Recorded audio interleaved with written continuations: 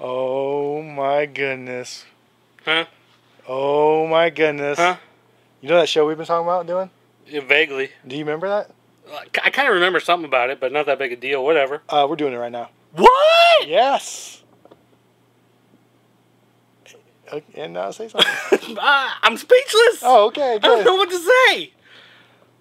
Because we didn't plan this out in advance at all. All right, let me set this down a little bit. Let me scoot back a little bit. So what are we talking about today? Okay. Mr. trying to play with the camera. All So that's right. while we're there. Okay, well, we are back finally with the show that we promised you guys for months now. Since April. And we decided that instead of postponing it even further to get more production stuff done, we're actually just going to just do it. Just start doing it. We're getting calls from people overseas, stationed in the military, wondering where the heck our videos are. So we figured it was time to throw something together. And this is it. So what's happened since the It Figures Toys show ended? We've moved on over to a couple things have happened in that time we've been away. Of course, myself, I got married. Oh, congratulations. Oh, yeah. Who did that? You married us. What? It was done with the He-Mans and G.I. Joes. It was awesome. So that kind of occurred a little bit in that You had a honeymoon. time. We had a honeymoon. I went to Europe. And then you came back. I went on vacation. Went on vacation. And now I have a baby on the way. Thank you, thank you. My kids are out of school for the summer. Second baby, a second child. So it's not that. It's not as exciting as the first. Yeah, it's like whatever. Whatever. You got two. You know what am I gonna do? She just pops them I'm out. just collecting them now. So it's not Little baby. So we are now getting back to the show that we promised you, the Pop Culture Network show, the show. Pop Culture Network, the show. Yeah. Anyways, yeah. basically every I'd say about every other week and a half we'll go ahead and pump out. I don't want to say every week. We're gonna on a definite, indefinite schedule. It's not going to be on a major schedule. At least 2 to 3 times a month we're going to head and produce the show. And basically what we're going to do is we're going to take all the news that has occurred and talk about that. We're also going to show you guys new things with comic books. It could be anywhere from comic books, toys, video games, movies, anything that fits into the Pop Culture Network stuff that you already view. And we're going to throw it all together into a show and add some funny things here and there that we think is awesome. And then spit it out to you guys. Oh. And hopefully you guys enjoy it, and it'll be a little bit better than the previous show that we had. Now, how are you going to tell which show is which? Where are we at? Because we're not going to necessarily use a number system on this. This is not going to be show number 1. This is not going to be show number 2. But we've always done it that way before. We're going to let the topic drive the title of the episode. So what are we doing in this episode? So, in this episode, we're going to talk about San Diego Comic-Con exclusive toys. We're going to talk about the PS4 versus the Xbox One. We're also going to talk about all those times that Superman has killed, besides in the Man of Steel movie. And we thought, in the meantime, we'll throw some vintage toy, comic book, video game commercials in between the segments. Kind of make it just something cool to watch. And if you want to figure out, going forward, how to find our past episodes, you just go to popculturenetwork.com. And then click on the show called the Pop Culture Network Show. And then you can actually see the videos, and we'll have them some kind of order. That way you can kind of figure it out if you care to watch them in any order. Hopefully you'll want to watch these again and again and again and again and again. And then when we put them on Blu-ray, and then we put them on Red Ray, which will be the next one. It'll probably be Blu-ray too. We'll put them on a Brain Jack download for probably be $100 an episode by then. You're going to want to watch them again, and you're going to always find them for free. I'm not going to do this for free. PopCultureNetwork.com. Always going to find them there. All right. So without further ado, let's get on with the show. The show. Hit that intro.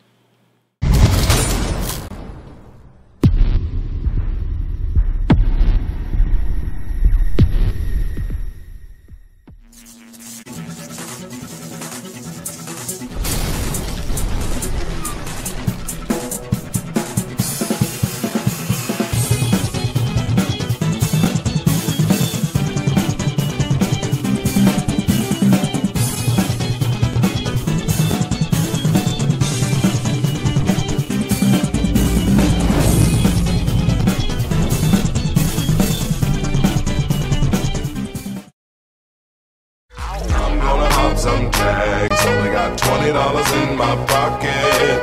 I'm hunting, looking for a come up. This is fucking awesome.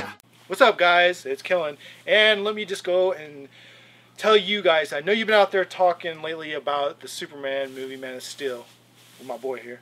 And you've been talking about how you're not really happy with the fact that Superman is killing people. And you're like, when is Superman? Superman doesn't kill people. He's a good guy. Well, we got this video package here to help explain why that is not necessarily true. Check it out. Superman Man of Steel is the big blockbuster hit of the summer for DC Comics. Once again, telling the story of Clark Kent, a.k.a. Kal-El, a.k.a. Superman. This time around, though, it's a little bit of a darker tone. It's influenced by the Christopher Nolan movies. And so, of course, one of the big things that happens in the movie, this is a spoiler, in case you haven't seen it, just want to warn you, that Superman does kill General Zod. Now, this has gotten a lot of people just freaking out like crazy. One of the first notable detractors was Mark Waid. Mark Waid has written several Superman stories, including Superman Birthright, which many people feel is one of the quintessential Superman stories.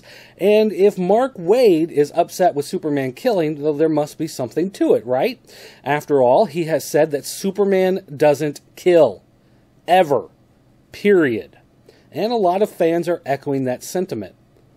And they're absolutely right. Superman doesn't kill. Except in Superman 2. And Superman 4. And in the comics. But hey, beyond that, if all you know is the Justice League cartoons, then you're absolutely right. Superman doesn't kill. Except for when he does. And let's take a look at some of those. Starting with Superman 2. Now, this is the easiest one to make the comparison with because, of course, in Superman 2, he fights General Zod. And in Man of Steel, he fights General Zod. In Superman 2, though, the happy-go-lucky Richard Donner-inspired, Lester-directed movie, Superman kills Zod. He actually robs Zod and his minions of their powers. He picks up Zod and tosses him into an Arctic pit. And when Non tries to fly, he falls into the pit and dies. And then Lois Lane grabs the Kryptonian chick and tosses her into the Arctic pit. So, in that movie, they actually kill 3 of them, although technically Superman only kills Zod. Now, in Superman 4, which I'm sure a lot of you haven't seen because it's god-awful, but in Superman 4, Superman is cloned. Lex Luthor gets a piece of Superman's hair. I don't know. Don't ask how. It's really stupid. But he takes Superman's DNA and the DNA of his own nephew, which is that one guy on 2.5 Men that can actually hold down a job, and he clones them together in order to create Nuclear Man to be his own personal Superman. Of course, at the end of the movie, Superman defeats Nuclear Man. How? By throwing him into a nuclear reactor and killing him. Now, those are the easiest 2 to pull on, frankly, because everybody's talking about this Man of Steel movie versus the old Richard Donner movies, and granted, Donner had nothing to do with 4, and he had a little bit to do with 2, even though he was fired and replaced, but regardless, in both of those movies, Superman kills, and it's quite blatant. Both of those villains are dead because of him. And the other 2 Kryptonians died just because he refused to save them. So technically, 4 deaths on his hands. But that's not the only time Superman is killed. If you take a look at the world of comics, he's actually killed quite a bit. Now, early on in some of the Golden Age stories, he would grab gangsters, toss them out of second-story windows and whatnot, and it didn't really say that they were dead, but, I mean, how many people are falling out of a skyscraper and going to live to tell the tale? So, you can kind of assume those are deaths, but at the same time, you can kind of let those pass. So, has he ever killed any other times? Well, in the story Whatever Happened to the Man of Tomorrow, Superman, in fact, kills Mxyzptlk, or Middle Pixel, the imp guy, the guy from the 5th dimension. Superman tries to trap him in the Phantom Zone. At the same time, he says his own name to send himself back to the 5th dimension, because that's how it works. It's a Rumpelstiltskin thing. Don't worry about it. Regardless, as he is pulled into the 5th dimension and the Phantom Zone, he's killed. Superman murders him, and Superman feels really bad about it, actually. So he robs himself of his powers and turns into a normal person who can grow old. Allegedly. Regardless, though, that's not the only time he's killed. In Crisis on Infinite Earths, we find that there are actually multiple Supermen. that Supermen from different eras actually live in different universes. And the Superman who worked at the Daily Star and was married to Lois Lane is in fact now an old man with some gray hair, whereas the Superman who's Clark Kent and at the time worked at WGBS TV and was dating Lois Lane lived on another Earth. Now, in a giant battle with the Anti-Monitor that was going to destroy the entire universe, and I really don't want to try to recap the entire thing, Superman, the old one, fights the Anti-Monitor and kills him. Just punches him until he is dead. Dead, dead, dead. That's a death at the hands of Superman. Now, you can argue, well, it was another universe Superman, that one doesn't really count. Fine. Let's move on to John Byrne's run on Superman after Crisis on Infinite Earths. Now, for most people my age, this run of Superman is what defines the character. When people talk about Superman, we think of the John Byrne character as the version of Superman that we grew up with. So what happens in this version of Superman? Well, another pocket dimension, an alternate universe, this one where Superboy exists. And in this alternate universe, who should happen to appear but General Zod? And what does General Zod do? Kills everybody on Earth. Every last living person on planet Earth. So what does Superman do?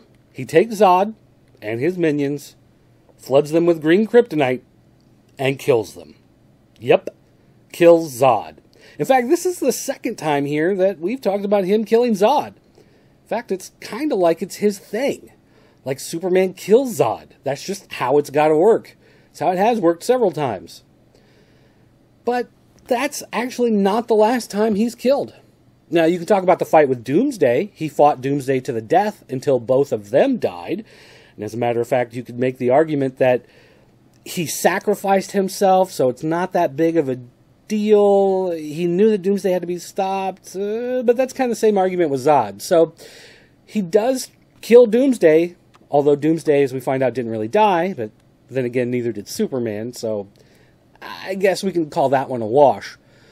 But now let's look at Injustice, the latest comic book series based off the new video game from DC.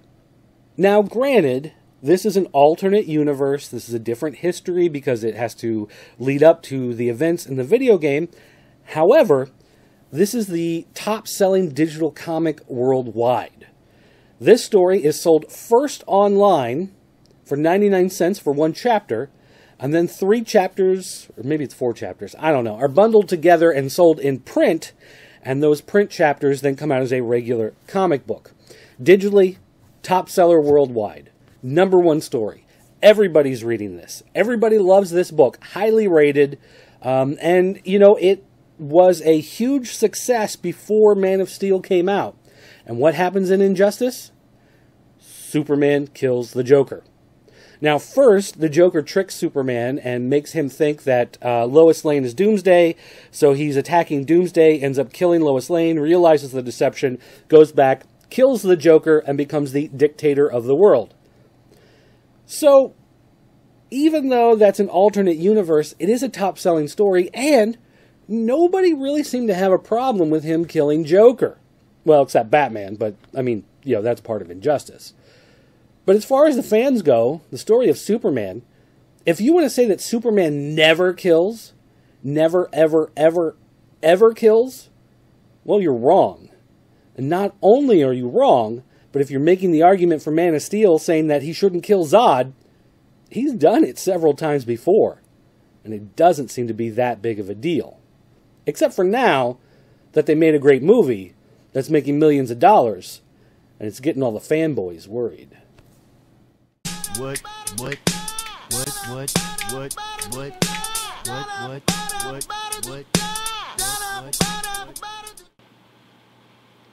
face hurts.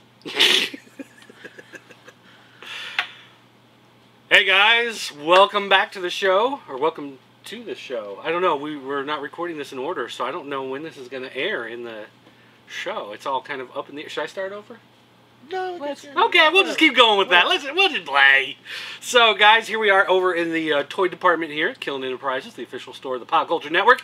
And right now, we are going to talk about some of the neat stuff coming to San Diego Comic-Con this year. Exclusives that you can only get if you go to San Diego Comic-Con, or they sell really poorly, and then you'll pick them up on the online stores after the show. So, anyway, some of the neat things. We're not going to go over everything, but we're going to go over some of the really cool stuff that we're really looking forward to coming out this year. And we're going to start off everyone's favorite line, Masters of the Universe Classics. And this year, for their San Diego Comic-Con exclusive 2-pack, you're getting Rock-On and Stondar. Now, a lot of people thought that these guys would never make it into the Masters of the Universe Classics line. Did you ever have these guys, like in the original days? Mm-hmm. So were you looking forward to this at all? Like, were you hoping they would come, or were you just like, whatever, they're rock guys? No, this is really a good exclusive, considering that they're lesser known, but really still kind of big and important to the line. So I think this is actually one of the few times that the exclusive actually makes 100% total sense. Like, I like the figures, the fact that they're they're a Comic-Con exclusive and they're not like a regular sale thing doesn't really bother me that much, because they aren't core characters. They are side characters, but they're really cool. They do have the ability to fold into the rocks like the original figures, and then when you unfold them, they can keep their rock armor on, or you can snap the plates off from the arms and the legs, so then that way they're not as big and bulky, and they can look more like the regular Masters of the Universe Classics figures. So I think that's a neat idea that gives you the ability to leave them in that original format, or you can have them in that new kind of classic style. Yeah, and the fact that they can actually go into the rocks is kind of a cool feature, because I would never thought that was going to be. Because that's an action feature. Yeah. And they've always said no action features, and yet now we finally got. They couldn't put Blood in Mosquitor because nobody cared about him. They couldn't put the Sparks. But they can do that with Stondar and Rock-On, and I think that's those are really cool. For people looking for them, those are going to be some of the best toys out there. They do have, also from Mattel coming, the Man of Steel 2-pack, which is going to be Superman and Zod, and they're battle posed in the mid-air fight from the climax of the movie. It's a good exclusive, because these are figures that you can get in the Movie Masters line, but in this display box they look super cool, and it's a great shelf piece, which I think makes it a good exclusive for the show. You're not missing out on figures from the line, but you're getting them in a configuration that you can only get by buying them at the show. And again, I kind of like that idea, because then people aren't like killing themselves trying to get missing figures. Well, yeah, I guess so. I mean, I just think that the fact that they're using that for San Diego exclusive is kind of. You were hoping for something better. It's kind of like, hey, the movie's coming out. Oh, we got toys in production. Hey, let's save some for the San Diego. Come on. But it's also it doesn't suck. It just seems like they cheaped out on that one. Well, the one thing that also comes to my mind though is that San Diego Comic-Con has become not just a comic book thing. It's a toy thing, it's a movie thing, it's a video game thing. So there are a lot of people going who are not necessarily toy collectors, but are going to be big movie buffs or the comic buffs, and they're going to want that piece to commemorate the movie. I'm saying it makes sense for the con. I'm just saying it was kind of like... it is a little cheap. A little cheap. Yeah, I mean it is, but still, it's a neat, collector's piece as far as the show goes. DC Universe Club Infinite Earths is getting an exclusive figure, and you're getting the new 52 version of Shazam. You probably care nothing about this. Absolutely. But if you've been reading the comics, in Justice League, they've reintroduced the character. He was formerly known as Captain Marvel. Even though Marvel Comics has a Captain Marvel, DC also had a Captain Marvel because of copyright issues from the 1940s and whatever. But they have since retired the name Captain Marvel, and they're just calling him Shazam because that's what everybody calls him anyway. And they've given him a new look, a new origin for New 52, and so they are commemorating his new style here with an exclusive. This is one I'm a little disappointed is an exclusive, because I like the figure, and I'd like to have it. But no way am I going to pay like the $35 or $40 or whatever they're going to charge for it at the con. And that's another problem with the con, is the prices on a lot of that stuff go super high. Yeah, well, what are you going to do? It's the con. Now, one thing we were looking at a minute ago is the Hot Wheels Atari Beach Bomb pickup. Which I like the box. You like the vehicle. What? No. Don't get it confused. I like the box. I think they could throw the vehicle away and just sell me the box. I'm just saying. Now, this is based on the new line of Atari Hot Wheels. They have a bunch of these in the store. If you've gone in the store lately, they've done, I know, Berserk, and I think Pong, Warlords, maybe. And a bunch of those old Atari games. They've gotten these Hot Wheels cars that they're not in any way related to the game, but they have the logo or the box art, painted on the side. So now Beach Bomb, which is an older Hot Wheels model, which is this old truck with these two surfboards on the back, has been painted with the Asteroids box art and logo. And the box that they're actually putting the Hot Wheels in looks like the arcade cabinet. Now, it is a cardboard box with just that, clear bubble for the glass on the box. So it is a little cheap as far as that goes. But it looks really cool. Yeah, awesome display piece. Yeah, that's definitely one of those that if you're into video games and if you're into Hot Wheels, you're definitely going to want that. But I think, the price is not going to be too high on that. And I'd probably pick one up if I was going just because, that'd be a cool thing to have. Yeah, does it say how much it was? Because it's got to be probably 10 to 20. I don't know. We'll pull that up real quick and we'll come back to that while that's loading. Oh, okay. Oh, it loaded. Oh, okay. What's that? Click it off. Let's see. Hand polished, Spectre Flame, Hot Wheels. Hand polished by people in China. It really matters. No, there's no price listed yet. Okay. Well, so usually those range anywhere from $10 to $20. So I would say it's probably 15. Oh, let's say well, 15. It's available now for pre-order on MattyCollector.com. Oh. But they didn't put the price in the press release. Okay. So whatever. There you go. Whatever. It doesn't matter. Doesn't matter. It's cheap. The new Star Wars Black series is getting their first 6-inch figure. It'll be available at San Diego Comic-Con. And, of course, they're kicking it off with Boba Fett, one of the favorite characters. Everybody loves Boba Fett. But this one is also coming with Han Solo frozen in carbonite. So you can get that, the Boba Fett figure that you want, and it's going to have that neat bonus that, everybody's going to want that, I think. I think that's one of those, key Star Wars things to... Yeah, and considering that the Star Wars Black figures will start hitting the market in the same period of time, and it's going to be kind of up in the air whether or not it's going to be big or not. I would assume it is. I mean, there's a lot of Star Wars already on the shelves. So the question is, are they going to pare back some of the other lines to make room? Or are they expecting Toys R Us to expand the shelf space for Star Wars Black? I would kind of assume that some of the other stuff is going to kind of shrink. Clone Wars is dying down. Some of that stuff is going to kind of start to fade away, and I think Black will take its place, there on the shelves. So, Target has a dedicated Star Wars spot. Toys R Us has a dedicated Star Wars spot. We have a dedicated Star Wars spot. We've got a whole wall of Star Wars right behind the camera. So, I think it's still going to continue on being a big line. I don't think they have to worry about that. Well, I'm just saying, is people going to, be happy with the 6-inch line?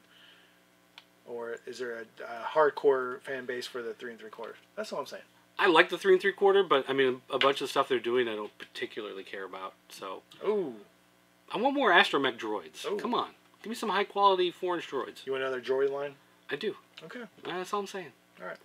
All right. One of the neat things that Mattel showed off at, I believe it was Toy Fair last year, were these mini Masters of the Universe figures. There's a Skeletor and a He-Man, and they look kind of like the WWF Rumblers, if you've seen that line.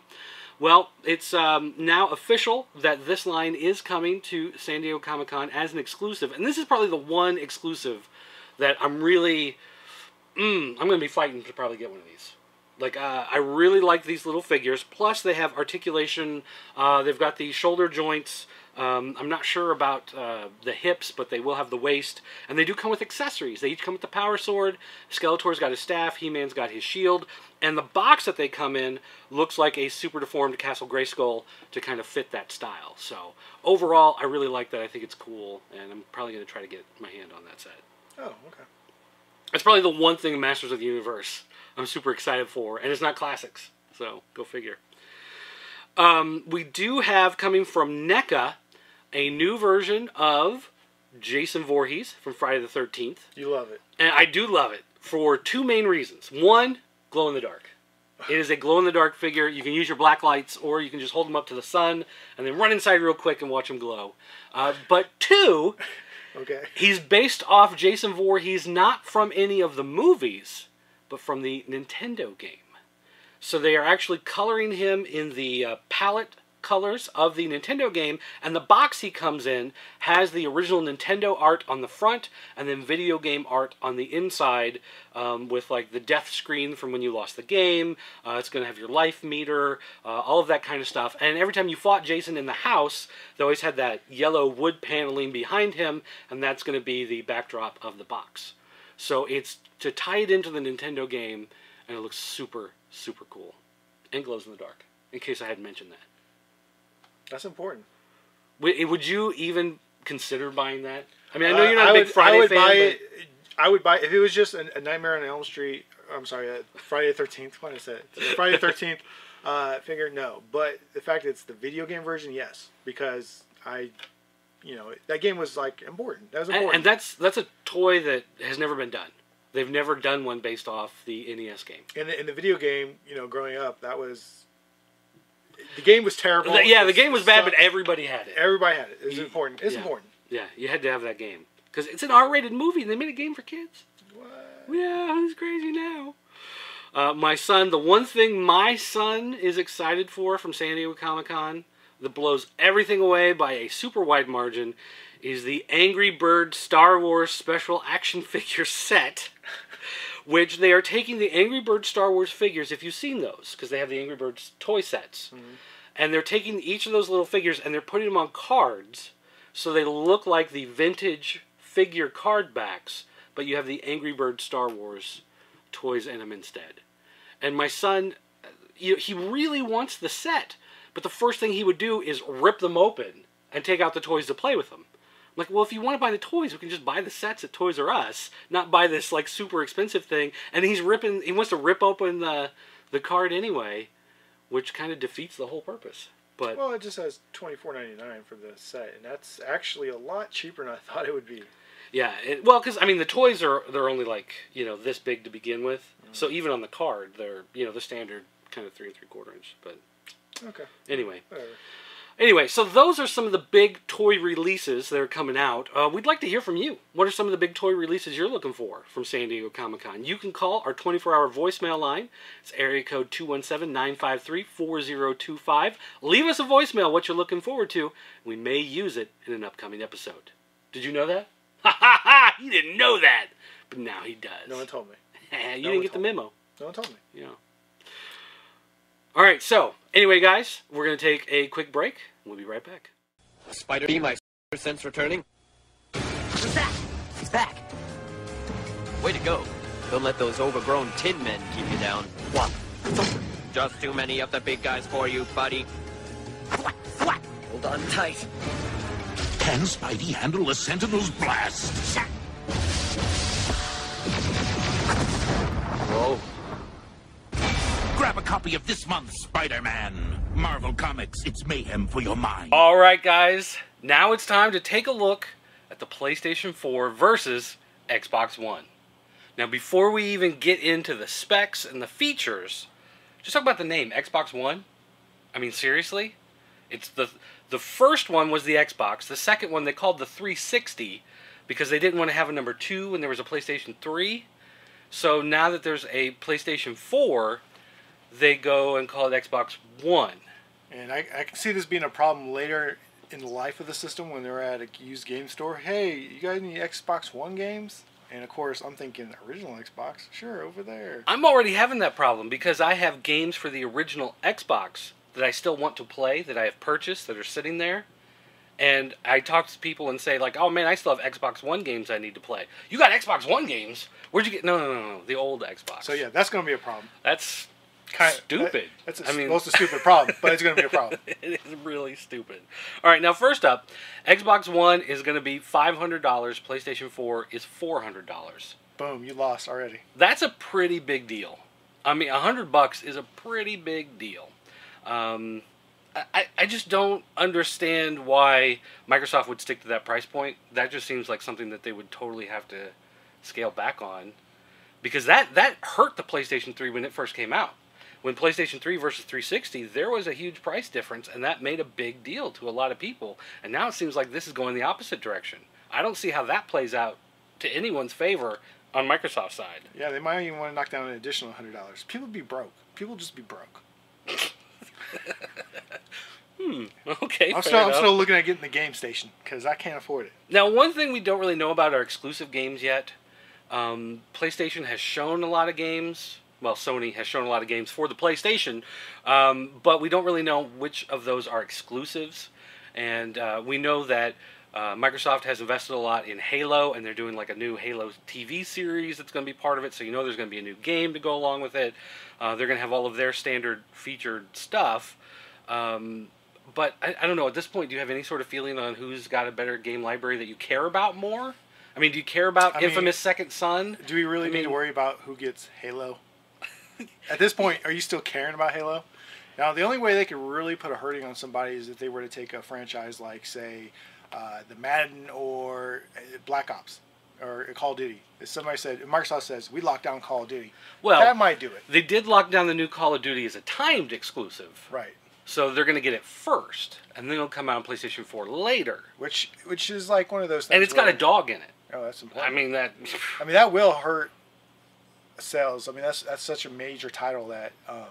But if they were somehow to lock that down exclusively, and you know Microsoft has the money to do that, they could totally ruin. Do you think that would be the game changer? Yeah, for sure. That's what they need.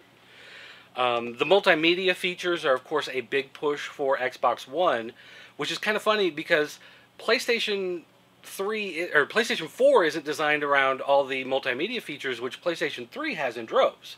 And PlayStation 3 has done that very well. I prefer using it as my media center right now. I've got a 360 and the PlayStation 3, and the 3 just works better. So for things like Netflix, for things like Hulu, for Amazon Instant Video, and for streaming my media from my PC, my Windows PC streams better to my PlayStation than it does to my 360. So PlayStation 4, they're not really talking about that and pushing that aspect because it seems like they already won that on the PlayStation 3, so they're not even worried about that, whereas now the Xbox is kind of playing catch-up in that fashion, kind of pushing for that. But at the same time, they're doing it at the expense of a lot of the gaming information. So as part of their big presentation, they had a lady out there going, Xbox is going to be the new water cooler. Like, who cares? Well, like, seriously? Who cares? Like, people who play Madden. You want, but you want to share on Facebook what you're watching on Netflix necessarily, so you got to have the Xbox One? I mean, is that really that important? You do. It's just automatically set up to do my trophies. Oh, sure. You know, I just got to show off my trophies. Yeah. Oh, yeah. You know what I'm saying? Yeah. Look at my trophy. Keep my trophy. Yeah, you know, the TV feature and all that is the big thing that's driving the Xbox One. And honestly, I don't use my system to stream much of anything. I play games on it. That's it. And I don't even know that that's going to work with my cable package, because I've got the cheapest digital cable package possible through Comcast. You know, so we've got the most basic set of features. I don't even have a DVR built into my cable box. Oh man, get with the times. That's how basic my cable box is. So, I don't even think there's a lot of features that are set up for that are even going to work for me. Much less people who are using like cable card. Cable card system is not going to work with Xbox One because your signal's going directly into your TV. And I don't even know if like a lot of the satellite receivers are going to be compatible either. Well, you know, if Microsoft was to, partner with Comcast and PlayStation and say, hey, if you use the Xbox One, you get a discount on your Comcast bill as the receiver, that would be worth purchasing. Because let's say it's $10 a month off over a course of a year, you're almost starting to pay for your system. Although, because of the service that I have, I don't pay for my box anyway. Well, I get 3 free boxes at my house. If you're paying for service, you're paying for your box. I'm not paying the extra $10 a month per box for any of that. So that's a move they could do that would make it worthwhile, and I'd actually care about the TV function. Right now, I got a receiver for my satellite. I got Dish right now, and I don't need another piece of equipment for that. I already have that equipment. Yeah, that's another problem that we're dealing with right now because, like our TV upstairs. We've got the cable box remote, the TV remote, and then the Roku remote. And if you want to watch different stuff, the cable box remote actually turns the TV on and off. But to switch to the input for the Roku, you have to use the TV remote. So it's like remote to get to the content you want. And now they want me to add, something else into the mix. Oh, so like there's another flavor. So what you're saying is you want a better universal remote. Yeah, well, pretty much, but I'm not paying $99 for the Logitech Harmony or whatever. Yeah, this thing's not that great anyways. All right, something that hasn't really been talked about a whole lot, but we have heard whispers is backwards compatibility. We know that both systems out of the box are not going to have any sort of backwards compatibility, but Sony did buy Gaikai, I don't know how you pronounce that, which was a streaming cloud-based game service where they would have the game in one location and you would stream it to your PC and play it somewhere else. Sony bought them to lock them into PlayStation, so the idea is at some point down the road, they will be able to stream PlayStation 1, 2, and 3 games directly to your PlayStation 4. So the game library will still be available, whereas we know with the backwards compatibility on 360, it's one of those things where they get their coding ninjas to do about 20 games, and then they just kind of forget about it. Well, and with the whole discussion of whether the games originally were going to be released as usable, tradable systems, and if you can rent games, stuff like that, and with that thought in mind, if this service was more like, say, Steam, where they would lock all your games forever and let you transfer them for the duration of whatever next system comes, I'd be more than happy to go digital. But at this point, since they're not... Yeah, it's like I wouldn't trust that the next Microsoft console would play those games. I would think that they'd be like, oh, well, you know, now with Xbox Infinity, or whatever they're going to end up calling it, you can't play your Xbox One games anymore. You know, I would just think that they just have that feeling to me, like once they come out with a new system, they don't care about the old system at all. Yeah, and as, you know, somebody who runs a used game store, I can tell you, people very much care about older games. Well, then let's talk for a second about the used game thing, because Sony did come out saying no restrictions. There's absolutely nothing. It's going to be exactly the same as it is this generation. Yep. Microsoft originally had said that each game would be locked to your system, and if you wanted to trade it or whatever, they would have some sort of secondary market system where you would have to pay a fee when you buy a used game to make it work on your new system, and that fee could be anywhere from the original purchase price to $9.99, whatever someone wanted to make it. If you wanted to share it, you could have like 10 friends that you can share games with, but they later announced that that sharing feature, your friends and family, your 10 members plan, that was actually just a timed demo. So you could share the game with your cousin anywhere in the world. He could download the game to his system, but he'd only have it for 45 minutes. After 45 minutes of game time, it locks him back out. That was their whole share feature that they were so excited about. And whoever thought of that should be slapped. And, I mean, how is that any different from just downloading the demo off the store? You got the whole game on your hard drive. Who cares? Sounded good on paper. Sounded good on paper. It's really a bad idea. Then when we said it out loud, it wasn't that good of an idea. So then they backed off of that, and they said they're getting rid of that, and it's going to go back to the way it was before. The one thing that you seem to be losing in their dropping of the DRM restrictions is that if you buy a digital copy of the game and download it to your system, it is now locked to your system forever. Whereas before, with their infrastructure, you could gift that to one person who's been on your friends list for at least 30 days. But the whispers behind that were once you transfer it once to a friend, it can't be transferred anymore. So you couldn't give it to your friend, and then 30 days later, he give it to another friend, and 30 days later. Like, that's not how it would work. You buy it, download it, you can gift it once, and then that's it forever. So it wasn't the best thing in the first place, and you know, some people are upset to see that go. Some people are a little upset. But I think for the most part, people are just happy that Microsoft backed off from that whole thing, because their whole not allowing used games, or you know, you have to pay the $60 again after you go into GameStop and buy the used copy, that was just stupid. Yeah, so obviously that would do two things.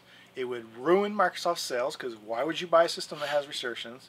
And number two, it would ruin the used game industry, which is a pretty major industry. A lot of places like GameStop and other smaller places like us rely heavily on the ability to resell these games at a more discounted price. And there are discounted gamers out there who will not pay full price for games and prefer to buy them used, because honestly, who cares if somebody played it before you? Now, there are some game publishers, Cliffy B. He was really big about how you have to have these DRM restrictions. Used games is killing the game industry. I doubt it. $60 million to make a game and blah, blah, blah, whatever. But I mean, most companies like Ubisoft came out and they said used games are great. Because a lot of people would never play our games if they couldn't buy them used to get them at that discount, and then they like them, and then they start looking. They like Rayman Origins, so now they're going to get Rayman HD. Like the first one's the sampler, that's the taste, you know, to get them to come in and look for more games from that company. So I mean, it goes back and forth, but I think, you know, if this is the death knell for multi-million-dollar games, and the game companies are going to get smaller and more focused, and it's going to be more indie game driven, I'm fine with that. Like, a lot of those big, like, AAA titles, I don't even play half the time. Like, when's the last time you played a Madden? You know, that's one of the biggest games that they pour the most resources into. I mean, honestly, I don't even understand how they're even doing that, because it's the same game. I mean, they must be paying money in licensing fees or something, because I don't see... The game's not changing that much. And that's like with Grand Theft Auto. I don't even care about Grand Theft Auto anymore. You know, now that I've played, what's Saints Row. Oh, yeah. Yeah, once I played Saints Row 3, it's like, I'm never playing Grand Theft Auto again, because this is... All right, come on, I'll give him a chance. Grand Theft Auto is the same thing over and over. Grand Theft Auto 4 was the same as Grand Theft Auto 3. The world just looked a little nicer. Well, they just... And you had girlfriends. They could just work on the expansion packs. I'm happy with that. That probably also means you're not going to get Guitar Hero Legends of Rock, the 90s, Volume 1, coming out as a day one release on your giant consoles. Oh, no. What are you going to do? You've only got 33 other Guitar Hero games to choose from. You know, how will you ever succeed? All right, going over some of the specs of the two systems, PlayStation 4, Xbox One, both are going to have Blu-ray and DVD players, so you're not losing DVD. I wonder how Microsoft negotiated that deal. To get Blu-ray in their system? Yeah, well, I mean, what are you going to do? It costs a couple dollars. They are both going to have a game DVR, so you can record your gameplay footage. Good. They are both going to have social services, so you can upload that footage, share it with friends and whoever. Welcome to the 2000s. They both are going to have 8 gigabytes of RAM. However, PlayStation 4 will have GDDR5, whereas the Xbox One will have GDDR3. I think they just made that up. I don't know what the difference. What's the difference? It's the you can get an extra nose hair on the guy. The speeds go from like DDR1 is the certain speed to DDR2 is the next speeds, and 3. I don't even know of a DDR4, so I don't know how they're going from DDR3 to 5. Maybe they just decided, yeah, we're so good, we're gonna skip a number. They're both going to have 8 core processors. PlayStation 4 is using the AMD Jaguar, whereas Xbox One is apparently using a custom Microsoft-designed CPU. Okay. So, Microsoft-designed hardware. That seems like a good plan. HD DVD player is awesome. They are both going to have 500 gigabyte hard drives. However, the Xbox One is not upgradable. PlayStation, they're still planning on making it upgradable just like it is in the PlayStation 3. That's pretty lame. That it is upgradable? That is not. Oh, that is not upgradable. That's pretty, that's standard. Come on, guys. They're both going to have cloud storage. They're both going to have external storage, so you can still have all of that great stuff. Let's see here. Cross game chat is going to be available on both systems. So if you're playing one game and you've got a buddy playing a different game, you can still text to each other back and forth, or whatever. So you don't have to worry about that. Whatever, I can deal with that. Xbox One, of course, comes with the Kinect 2. PlayStation 4 will have the DualShock 4 and the Eye, which works as a built-in Move controller. So the controller will be seen just like the Move controller was on PlayStation 3, and you got Kinect 2 built into Xbox One. So again, kind of the same. Yeah, whatever. The one key thing that kind of stands out is the second screen feature on both systems. They are both going to have that available like the Wii U has. The Wii U has the giant tablet built into their controller. With Xbox One, you will be able to use a tablet as a controller. However, here we go. It's got to be running Windows 8 or Windows RT. So if you have a Windows 8 or Windows RT controller, they say they're going to work on Android, but that's not, confirmed. There's no details on that, but it will work with a Windows tablet. Maybe that was it. That was the trade-off for Blu-ray. I guess.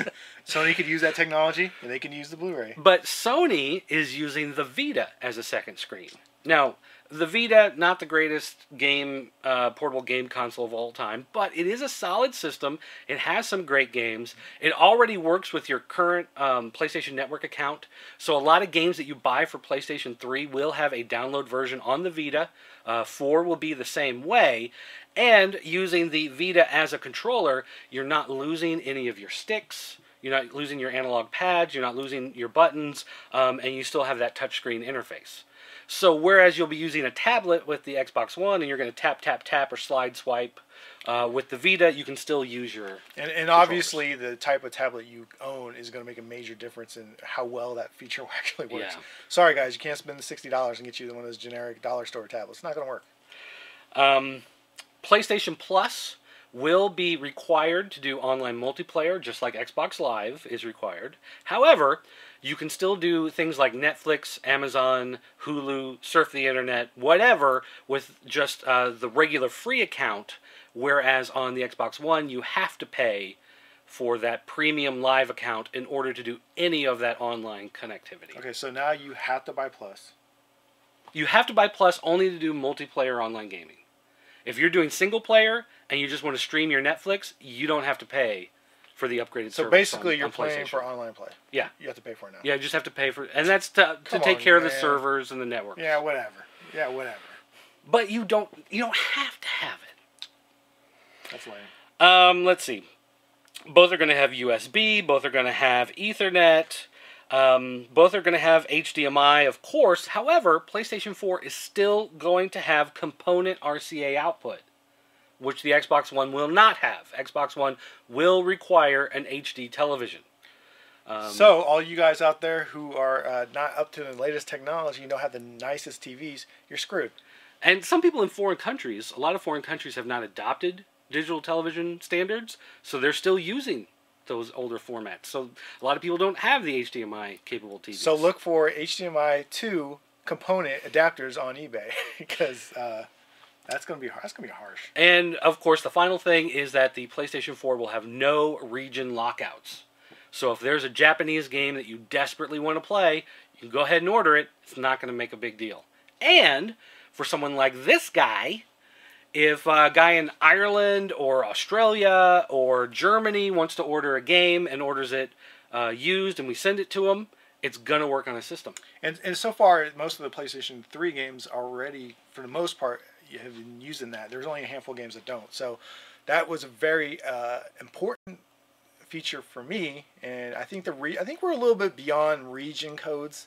I mean, with the way we're integrated in the world nowadays, no one's really cut off. It kind of doesn't make sense to do region codes anymore. That's pretty much a primitive technology, and I would strongly advise Microsoft to drop any and all region code lockouts. Now, the one thing that Xbox One seems to excel over PlayStation 4 is what they're calling future-proofing. And the way this is going to work is that the Xbox One will use Xbox Live servers to handle some of the game processing.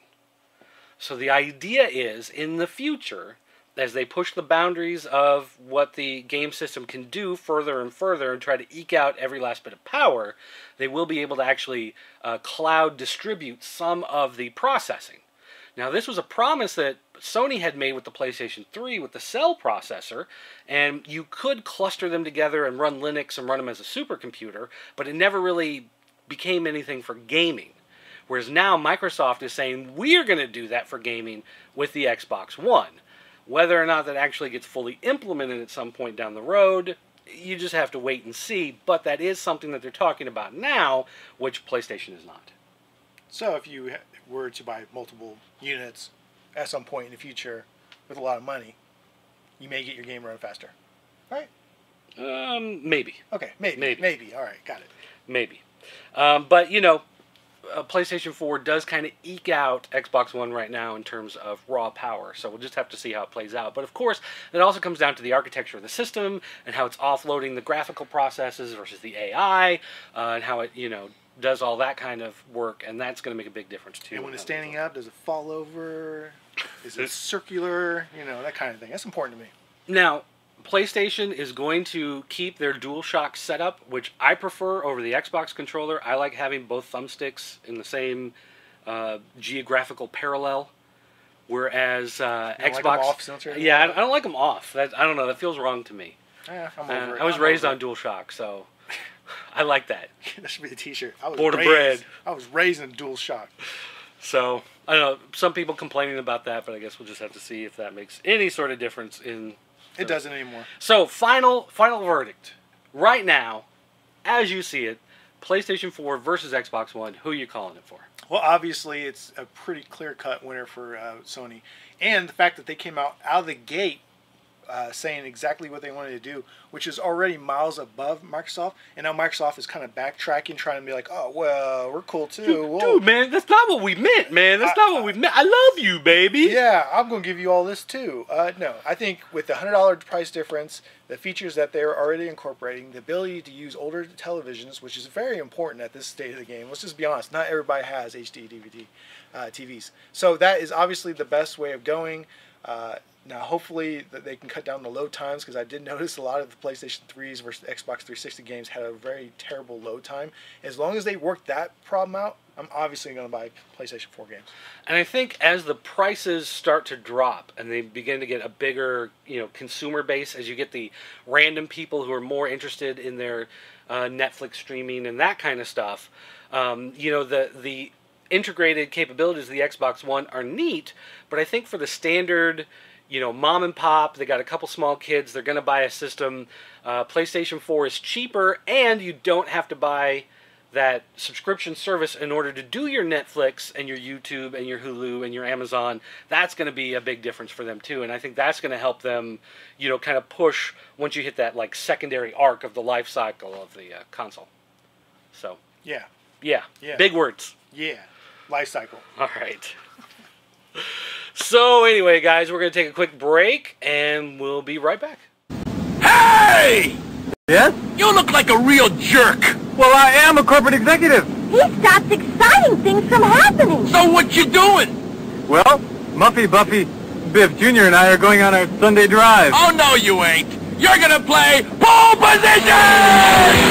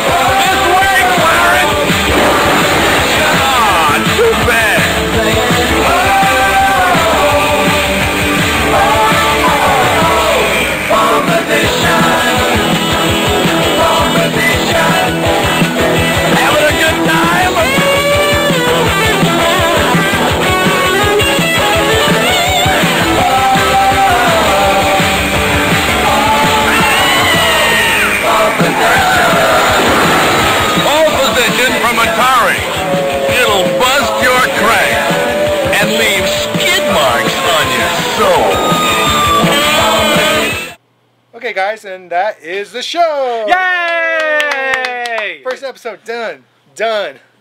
So that's it, right? We did the show. We did the show is over. Show is over. So now we can go home. We can pack it up, go home. That's the end. We're shut down the website because we did the show. Right? Well, they probably want to see some more, so we'll probably have to do more. I don't know. Do they? You think so? Probably. And we'll probably have to include other people every so often. It's gonna get a little old if it's just the two of us every time. Yeah, it's gonna be have the Skies probably at the show and do a segment or something. We might get the Apocalypse on here maybe once or twice. Or whatever. And then we might Rick. It's whatever. I don't know about that one. Let's not get too far. Try to get Rick Maybe we involved. can get some fan segments to throw in, and we can just add more and more fun stuff. Well, to the show. okay. Let me ask you this then: if a fan wanted to get involved, like give us some feedback, or maybe have some ideas or anything like that, where would they hypothetically send that type of email to? Well, you can just send an email to TheShow@popculturenetwork.com, and that'll come directly to us and let us know that it's pertaining to this actual show. Also, if you guys are out there and you want us to, if you're a producer of a product or if you have something you want us to show and talk about, you can send it to us. The information for our offices will be found on the contact or the staff page of popculturenetwork.com. Just go there and click on the staff button and you'll find their mailing address to our office, and then you can send stuff in. And then we'll talk about it on the show. Give us more content, and we can show off your either fan-made stuff, your creations. Maybe you guys are producing your own toy, or you got your own comic book out there and you want us to talk about it. Send us some of that stuff, and we'll be more than happy to show it on the next episode of the Pop Culture Network Show. Is it the Pop Culture Network Show, or is it Pop Culture Network The Show? Yes. Oh, brilliant! That's not the same thing. That's amazing. That's not the same thing. That's the same. That is the same thing. Wow. Additionally, you can go to jointheforums.com and go down into the new section, which will be under where? Where are you going to put it? The show. The show. At Pop Culture Network. We'll have a spot there. It should be very obvious when you go into the jointheforums.com, look at the forum, and we pledge to start using the forums a little more so we can talk to you guys. Speak for yourself, buddy. I don't know, whatever. And then, additionally, if you want to leave us a voicemail to be played on a future episode of the show, you can call. It's area code 217-953-4025. Again, that voicemail number is area code 217-953-4025. 217-953-4025. Again, that phone number is area code 217-953-4025. And just remember that this is an automated voice line. You're going to call. You're not going to answer. No one's going to answer it. Yeah, don't sit there. We've had people call me like, hey, guys, pick up. Hey guys, pick up. It's straight to voicemail, so we can't hear you until we get it. And additionally, it's only, what, a minute? No, they can go up to 10 minutes. Oh, it goes up to 10 minutes? Yeah. If you want, like, maybe to have it used on the show or something like that, you want to keep it under about a minute, because we're not going to play a rambling 10-minute voicemail. But some of you guys like to call and leave those, and we get those from time to time. Hey, man, I'm just driving home from work, and just want to talk about some of the stuff I saw at C2E2. We'll listen to it. Yeah, we get those all the time. We listen to them. So feel free to leave those as well. Additionally, you can find us on Facebook at facebook.com/popculturenetwork, or you can just do a search for Pop Culture Network. You find us, friend us on there, and that'll keep you up to date with all our news and information. You can also find us on Twitter at PopCultureNet. Is it Net one? No, it's just Net. Net? Okay. Pop Culture Net. And additionally, again, come to popculturenetwork.com each and every day, and you will find us. And hopefully the next episode should be out within, I'd say, about a week and a half to 2 weeks at most, depending on how news goes. Yeah, it just kind of depends. Kind of goes. If nothing happens in the next week, we might stretch it to the next. It's whatever. But we'll start kicking these out regularly, and hopefully we'll get on a little better schedule. But for now, please, in your comments below, tell us what you think about the show, or send us an email directly, leave us a voicemail, and we will continue to craft the show around your guys' expectations. Really? That's it. What? No. He's got to tone that. Okay, all right, fair enough.